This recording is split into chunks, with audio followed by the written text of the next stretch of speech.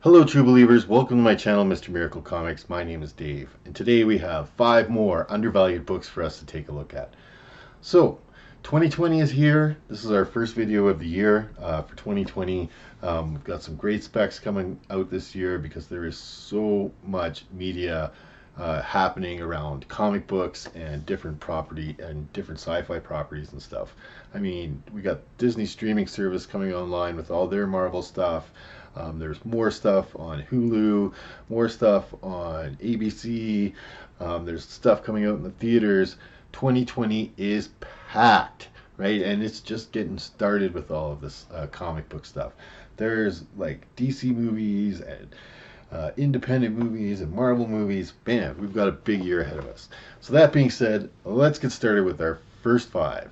So like I said, there's a streaming service coming up here, and we all know Vision and the Scarlet Witch is one of those shows that Disney's is going to put on their streaming service. So I did a couple specs around that property, and the first one is from 1982, and it is, of course, Vision and the Scarlet Witch, #1, the limited series from 1982. All right, so this book I'm specking on because there's a character in here named Sam Hyen, and he is an extra dimensional being that's a villain, right? He tries to capture the Scarlet Witch. He screws around with Vision. He fights Agatha Harkness, who is the Scarlet Witch's trainer at this point. We know that she has been cast and been put into that streaming service. So there's a good chance that he might show up as well. This book can easily be found for under the $5 mark. You can find it still in dollar bins, maybe not #1. It's a little bit tougher to find. But yeah, you can find it for $5, $10. It has to be a super nice condition copy if you're paying $10 for this book. Lots of copies out there. But I think, if he shows up in that streaming service, this book, with just his first appearance, could see a little bit of a rise in value. And yeah, so I think it's a good Vision Scarlet Witch spec, trying to find out some stuff that's going on in their TV show. All right, so from 1982, first appearance of Sam Hyen, and he is a villain, and you can look to find this book for somewhere between the $5 to $10 mark. It's a reasonable price, but you can find it for under that if you try.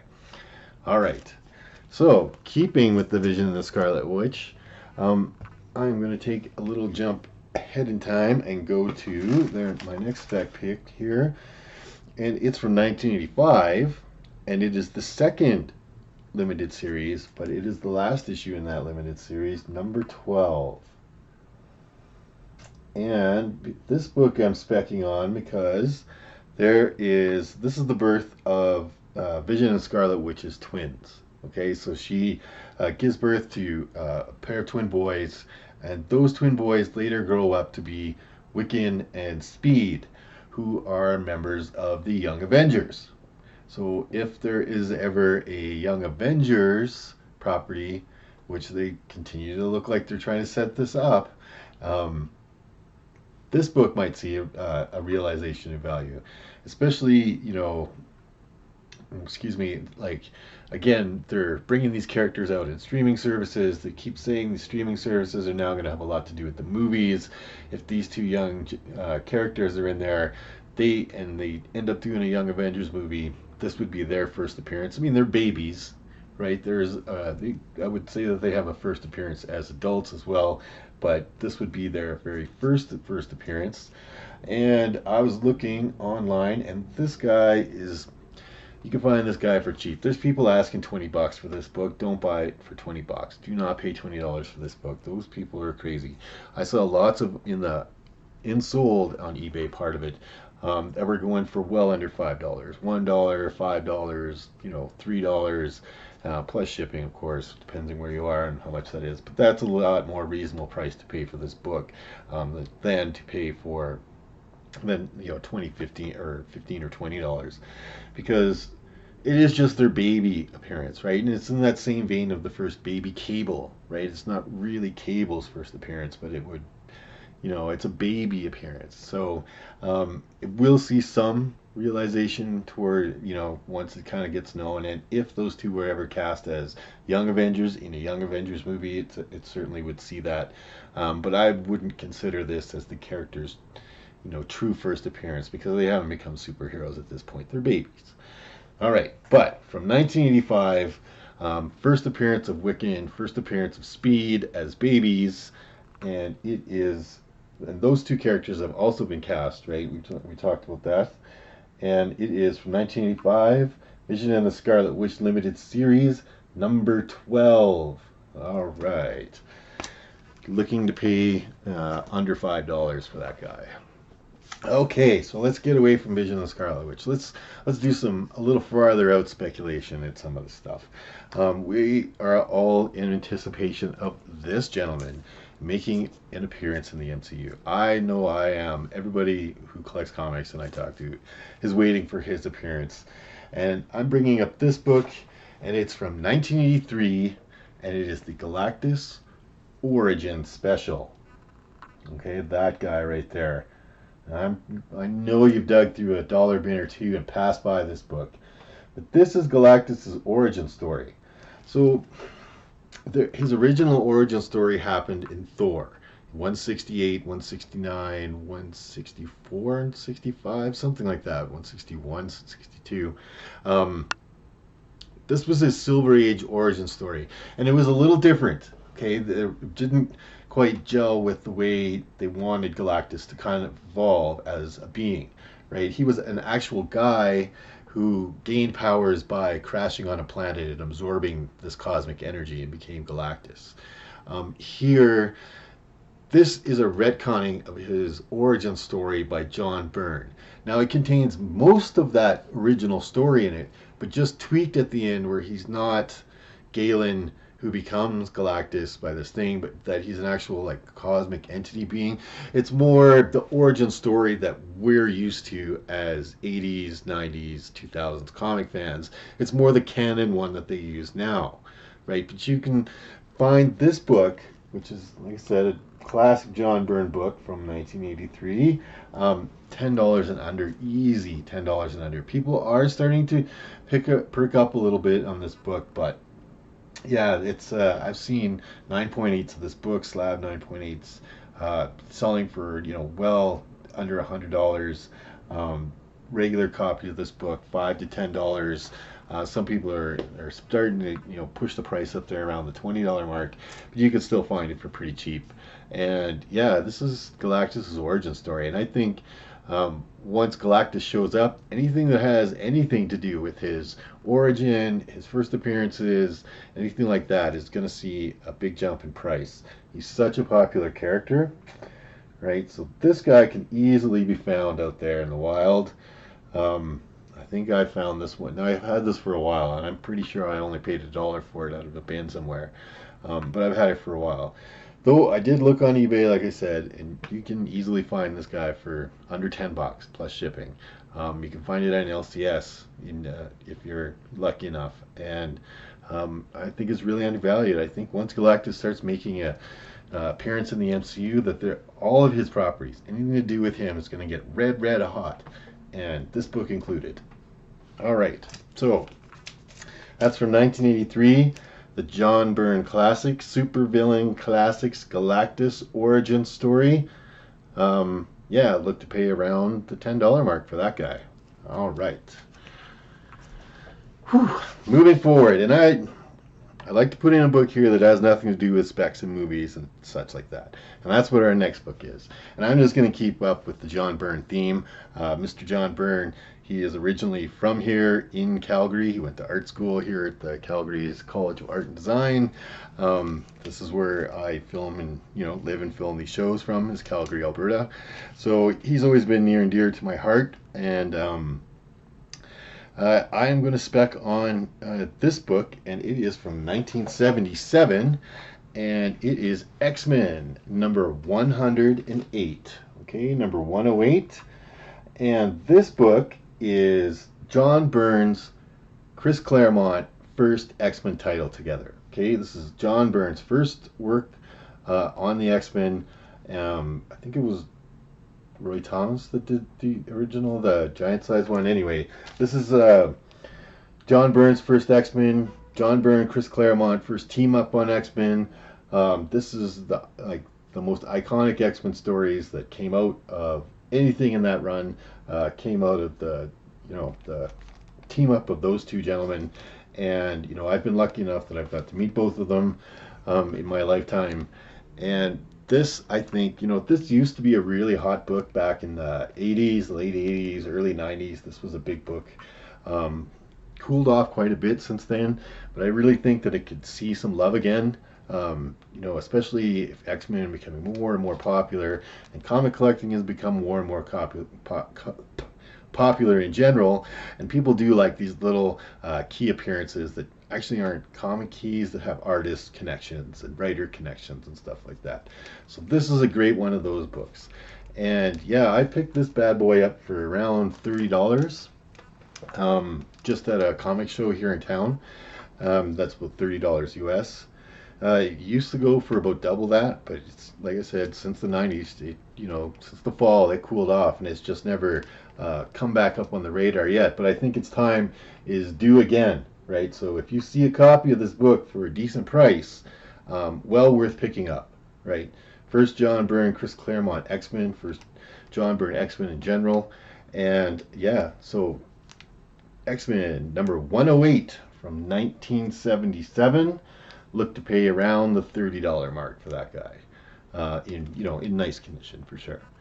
Near mint condition books like a 9.8 you're going to pay a few hundred for, but a collectible grade that's decent, that you can add to your collection and say, yeah, that's John Byrne, Chris Claremont, first X-Men, right there. X-Men number 108 from 1977.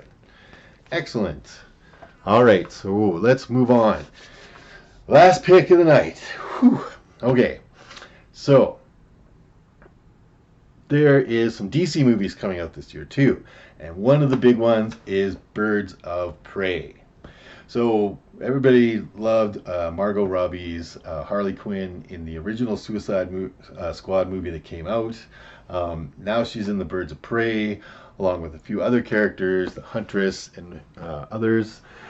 We know that the Black Mask is the villain in this movie. It's been out there for a little while that Ewan McGregor got the call up to become the Black Mask.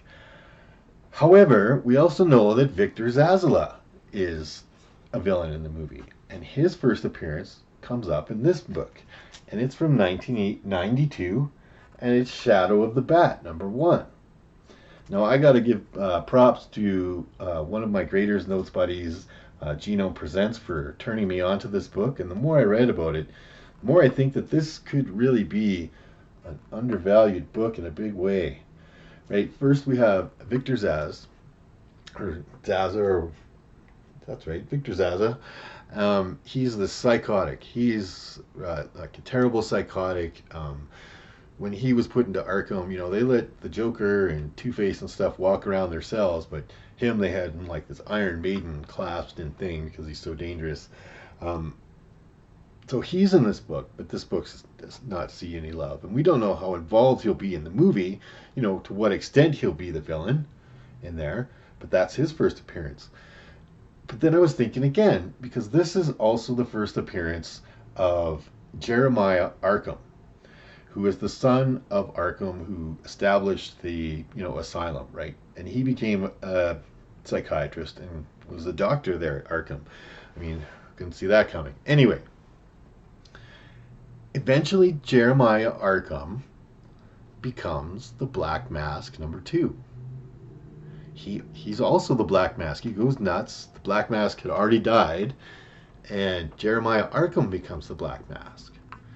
Now, the only connection that I can make between the Black Mask and Victor Zsasz is Jeremiah Arkham.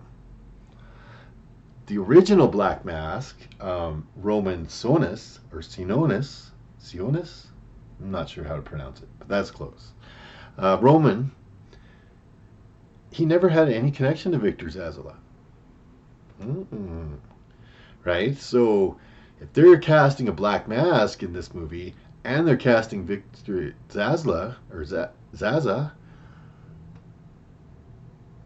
would it not make more sense that the Black Mask in that movie is going to be Jeremiah Arkham? Not, you know, not Roman Stenolius. You gotta forgive my pronunciations. We're here about comic books, not about pronunciations.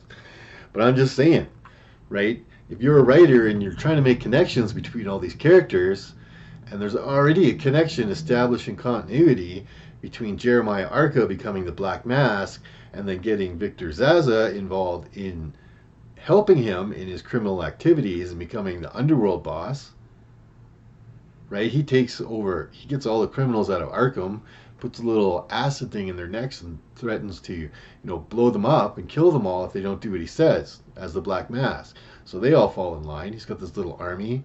He's got Victor Zaza, who becomes his major right-hand man. But the other guy, the first of it, which is Batman 356, I believe, Roman Sionis, no connection to Victor Zaza. No connection to Arkham.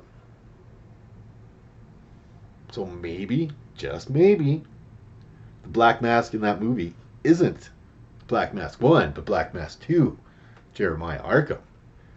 And that would make this book the first appearance of that movie character, not Batman 356. And people that are buying that book are making a mistake. Now that's just total speculation. That's just how my mind works when I start to put 2 and 2 together. I end up getting 4 usually. But chances are it's the Black Mask 1 that Ewan McGregor is playing. I'm just saying there is a chance. Anyway, that's my picks for this week, all 5 of them. That was our last pick, Shadow of the Bat, number 1, The Last Arkham. All right, from 1992, and you can easily find this book for $1 to $5. 9.8 slabs, we're going for well under $100. Okay, this is not a hard book. I come across this book a lot, right? So, well worth picking up for $1, and then it turns out to be a major movie villain in a movie like, and Birds of Prey is quite an anticipated film. Like, of all the DC movies coming out, you know, we got Wonder Woman 1984 and Birds of Prey. People are real crazy for them, right? We love the good DC movies. We're waiting for them. They're few and far between, but we love them, right? We love those DC characters. Anyway, he could be the one. 1992, Shadow of the Bat, number 1. Look to pay less than $5. All right, guys. So that's been our first video of the year. First 5 picks. Like I said, lots of stuff coming up over the course of the year. So we'll have lots more specs coming out over the course, over the year. We'll do lots more of these spec videos, and yeah, we'll see where we end up. Anyway, just remind you, a day without comic books is like night. All right, so I'll see you next video.